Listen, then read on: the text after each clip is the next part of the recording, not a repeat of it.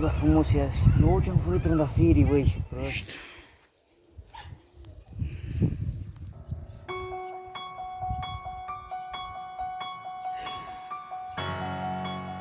Și asta, bă. Și prost. Băi, fiu, tine. Ce dracu e asta? Și mă ia când să...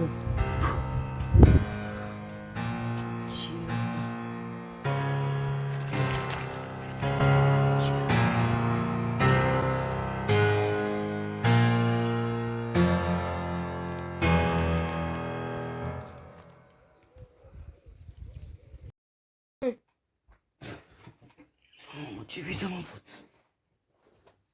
Mă, ce dracu? Oi, lu. Sună acum probleme. Ia să-l sună pe ăsta acum. N-are netul aprins, aia mă, pe... Socărez. Bă, mânca ce suflet tu eram în pat, mă, bă. Dar abia m-am trezit din somn. Am visat toți dracii, tot felul de prostii de asta. Da, mă, adevărat, știu că ești la muncă, te-am sunat la vrăjeală. Te-am sunat, ești de bun la cap, n-am avut pe cine să sune, ești de bun la cap.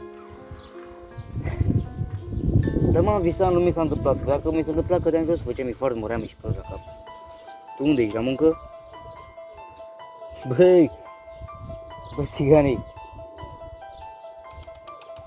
Nu m-am visat, am visat toți dragii, lumânări, foi cu scrisuri, cu moartea, cu astea. Bă, vorbesc serios, ce dracu, fac. Tu ești la muncă, te luam la mișto? Nu poți să vii? Sunt singur acasă să moară familia, sunt singur acasă. Păi nu sunt speriat, mă, dar dacă te sperii, cu ce rezolv dacă te sperii? Sunt puțin speriat, da. Da, m-a fost vis, dracu, cum să fiu speriat. Dacă era adevărat, mă speriam, dracu. Așa, astea sunt vise trecătoare. Prin viața. Da, mă, stai liniștit, mă, băi, stai, mă, la muncă, vezi treaba ta, stai cu minte acolo. Da, mă, sunt bine. Mă duc. Da, mă, mă duc la televizor, stau cu minte acolo, stai liniștit.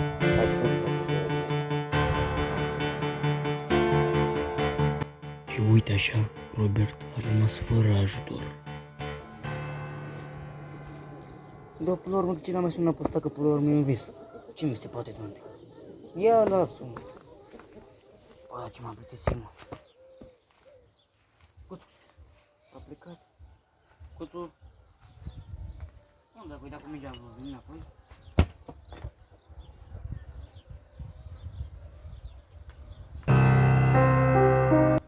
Robert aici era foarte deprimat.